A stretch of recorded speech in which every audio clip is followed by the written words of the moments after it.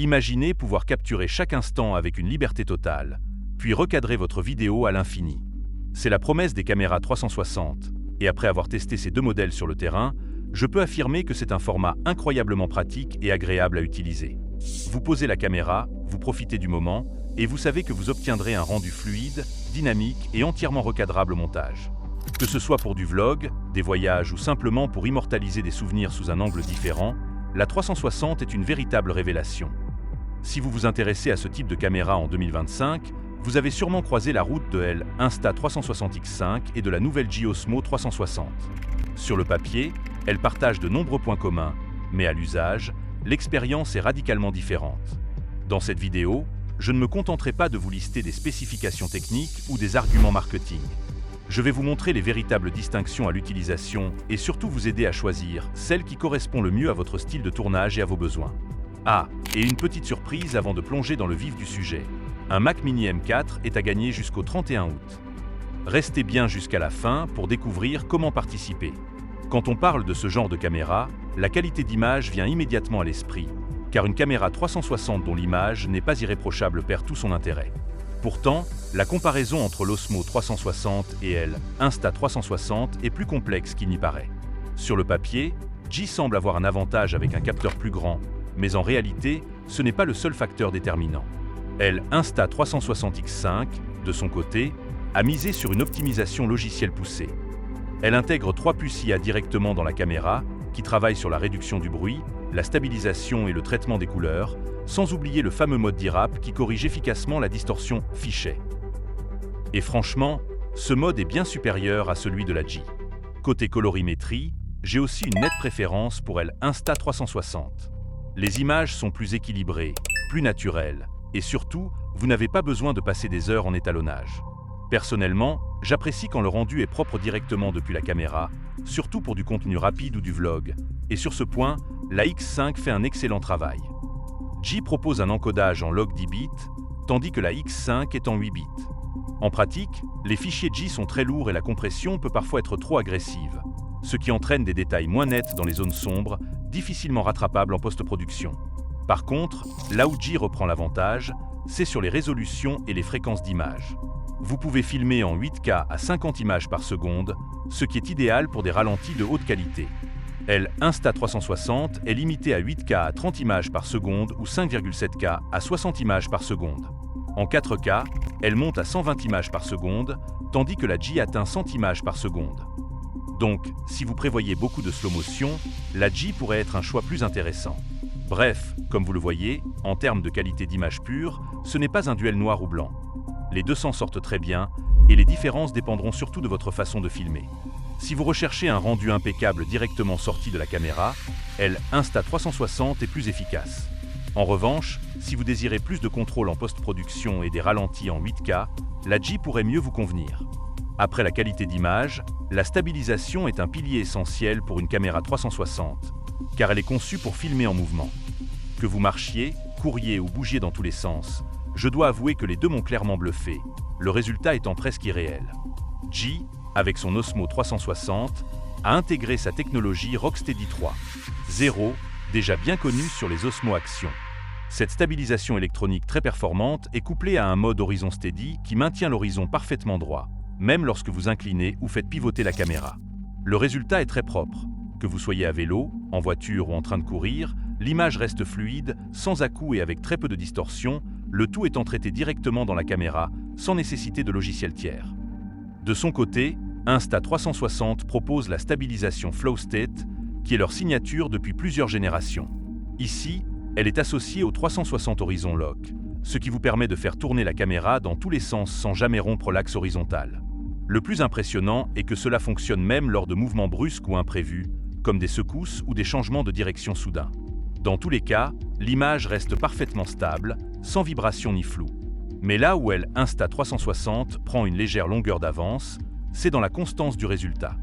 Sur la G, vous pouvez parfois ressentir une micro-latence dans la compensation lors de changements de direction très rapides. C'est subtil, mais visible si vous comparez les deux images côte à côte. Sur l'Insta360, c'est beaucoup plus fluide et naturel. On sent que la stabilisation a été perfectionnée au fil des générations et qu'elle s'adapte mieux aux mouvements rapides et imprévisibles. Autre point à noter, la X5 bénéficie d'un traitement logiciel plus poussé grâce à ses puces IA intégrées. Le rendu est non seulement stable, mais aussi plus propre, avec moins d'artefacts autour des zones complexes comme les feuillages ou les textures. Même en basse lumière, la stabilisation reste efficace, là où la G commence un peu à montrer ses limites, surtout si vous bougez beaucoup. Donc oui, sur le terrain, les deux caméras sont impressionnantes. Si vous filmez en marchant, en courant ou en grimpant, elles produisent des images ultra fluides, presque irréelles. Mais si l'on doit être pointilleux, et c'est un peu le but ici, l'Insta360X5 conserve un léger avantage. Elle est plus constante, plus fluide, plus rassurante en toutes conditions. Ce n'est pas une différence qui justifie à elle seule un choix définitif. Cependant, si la stabilisation est un critère très important pour vous, par exemple si vous faites beaucoup de sport, de vlogs en mouvement ou de plans dynamiques, je pense que la X5 vous offrira une expérience un peu plus solide et maîtrisée. Maintenant que nous avons abordé la qualité d'image et la stabilisation, il est temps de voir ce que ces caméras savent vraiment faire. Au-delà de l'image brute, ce qui compte, ce sont aussi tous les modes d'enregistrement qu'elles proposent. Et là, les deux caméras adoptent une approche complètement différente, un point crucial qui pourrait bien orienter votre choix. La G Osmo 360 a une approche plus brute et axée sur la performance pure. Elle mise sur la puissance et la qualité, mais exige aussi un peu plus d'implication de votre part. Vous pouvez filmer en 8K à 50 images par seconde, vous disposez du format log 10 bits et d'un mode single lens ultra large. Elle propose également des fonctionnalités comme le pré-enregistrement pour ne rien rater. C'est robuste, mais pas forcément pensé pour vous faciliter la vie. Si vous visez un rendu professionnel, c'est parfait, mais cela nécessitera un passage par la post-production. L'Insta360X5, à l'inverse, mise tout sur une expérience utilisateur fluide. Elle propose une multitude de modes créatifs prêts à l'emploi, conçus pour vous faire gagner du temps. Le mode InstaFrame en est un excellent exemple. Il génère deux vidéos en une seule prise, une version 360 et une version plate, recadrée automatiquement en vue fixe ou selfie. C'est parfait pour un partage immédiat et ultra pratique. Vous disposez également d'autres modes ingénieux comme Pure Vidéo qui améliore la qualité en basse lumière, Time Shift pour des hyperlapses stylés, Bullet Time pour des effets orbitaux saisissants et même un suivi automatique pour les tournages en solo. L'application Insta360 est un modèle d'intuition, offrant de nombreux modèles de montage automatique et même des modes IA capables de monter la vidéo pour vous, ce qui est vraiment un atout majeur pour simplifier votre processus de livraison de vidéos, surtout si vous débutez. Mais le plus cool en usage réel, notamment avec une perche ou en tournage en mouvement, c'est le mode Twist to Shoot. Il suffit de tenir votre perche et de la faire pivoter 2 fois pour lancer ou arrêter l'enregistrement. C'est hyper pratique en pleine action, même avec des gants. Ces petits détails ingénieux rendent la X5 ultra agréable à utiliser sur le terrain. Personnellement, j'ai trouvé qu'il était beaucoup plus simple de filmer avec la X5, même en tant que débutant. Les modes sont bien pensés, je pouvais monter directement depuis l'application et le résultat était là. Avec la G, j'ai passé plus de temps à régler ou à retravailler les images. Donc, si vous cherchez une caméra plutôt simple à utiliser, avec des résultats propres dès la prise et des modes créatifs accessibles sans être un expert. Ce qui représente la majorité des utilisateurs de caméras 360, l'Insta360X5 semble clairement mieux adapté. Par contre, si vous êtes à l'aise avec la post-production et que vous souhaitez un contrôle total sur le rendu, la G offre un peu plus de puissance brute. Encore une fois, il ne s'agit pas de désigner le meilleur. Ce sont simplement deux philosophies différentes, et ce point peut clairement faire pencher la balance selon votre façon de filmer. Et en parlant de faire pencher la balance, n'oubliez pas notre concours exceptionnel. Jusqu'au 31 août, vous avez la chance de gagner un Mac Mini M4 sur Pixel Lab. C'est une première sur la chaîne et ma façon de vous remercier, car nous sommes sur le point de dépasser les 20 000 abonnés, et c'est grâce à vous. Pour participer, c'est très simple. Abonnez-vous à la chaîne Pixel Lab et laissez un commentaire pour nous dire si vous êtes plutôt Team Insta360 ou Team G Osmo 360. Vous pouvez expliquer votre choix, mais ce n'est pas obligatoire. Et voilà, votre inscription est prise en compte. Le tirage au sort aura lieu le 31 août au soir, et le nom du gagnant sera annoncé sur mon compte Instagram, dont le lien sera également en description de cette vidéo. Ce concours est valable pour toutes mes vidéos publiées jusqu'au 31 août.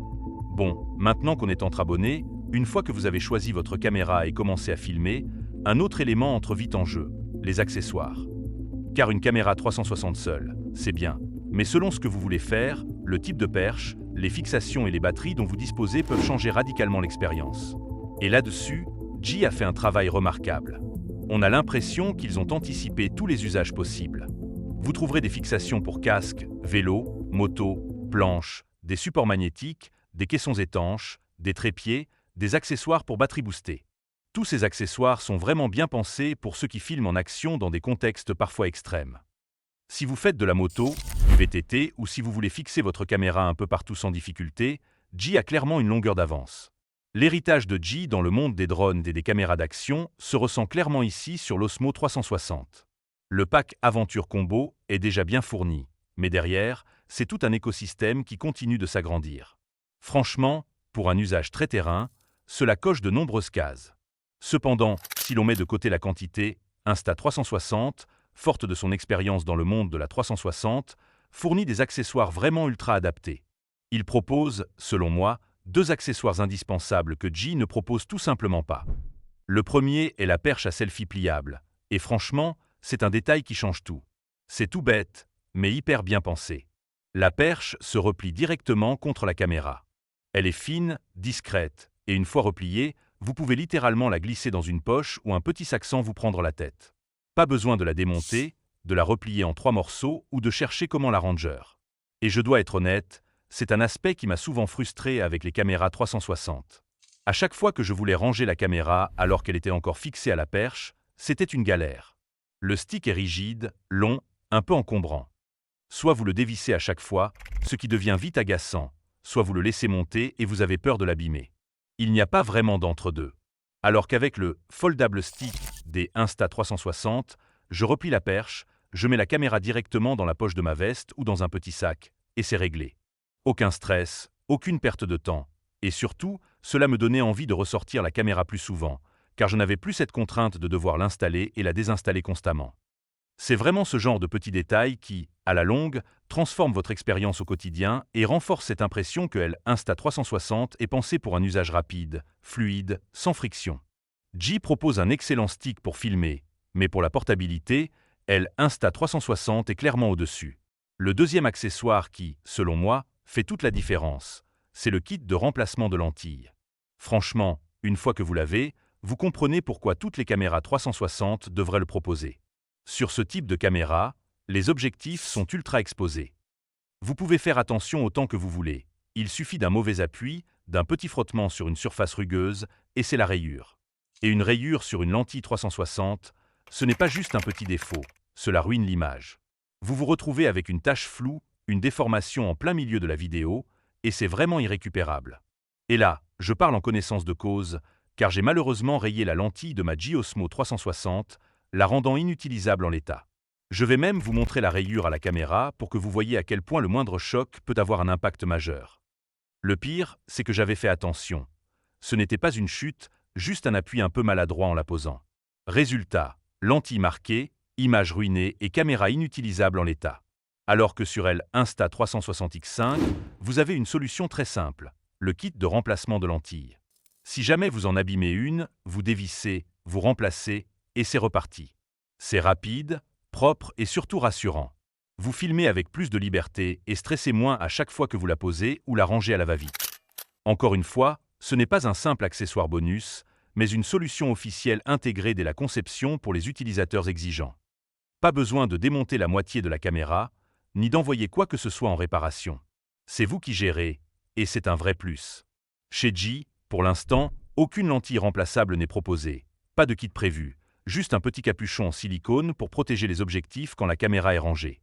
Et quand vous avez une rayure comme moi, vous passez directement par la case SAV. Et vu le prix de la caméra, c'est une expérience que l'on préférerait éviter. Voilà, avec toutes ces informations, je pense que vous avez de quoi faire pour choisir la caméra 360 qui vous correspond le mieux. Je sais que cela fait beaucoup de détails, mais s'il y a une chose à retenir, c'est que mon ressenti global penche un peu plus vers Insta360X5. Surtout si vous débutez un peu comme moi dans ce genre de vidéo, leur vraie maturité sur le marché est palpable. Les modes proposés sont pensés pour simplifier la vie et vous permettre de sortir une vidéo propre sans vous prendre la tête.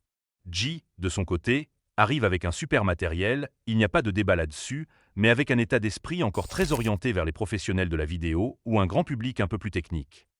Néanmoins, je pense que leur prochaine génération de caméras 360 s'annonce prometteuse, et cette saine concurrence est, au final, une excellente nouvelle pour nous, les créateurs ou les personnes qui utilisent ce genre d'appareil. En attendant, si vous hésitez encore, foncez filmer en 360, c'est vraiment un kiff, que ce soit pour vos voyages, vos vlogs ou juste pour capturer des moments différemment. C'est un format que je recommande les yeux fermés. Et n'oubliez pas, jusqu'au 31 août, vous pouvez gagner un Mac Mini M4 ici même sur la chaîne Pixel Lab. Pour participer, c'est très simple. Abonnez-vous à la chaîne YouTube et laissez un commentaire pour nous dire si vous êtes plutôt Team Insta 360 ou Team Giosmo 360. C'est tout. Le résultat sera annoncé le 31 août au soir sur mon compte Instagram. Ce concours est valable pour toutes mes vidéos jusqu'au 31 août, donc si vous regardez une de mes vidéos ce jour-là, vous avez une chance de participer.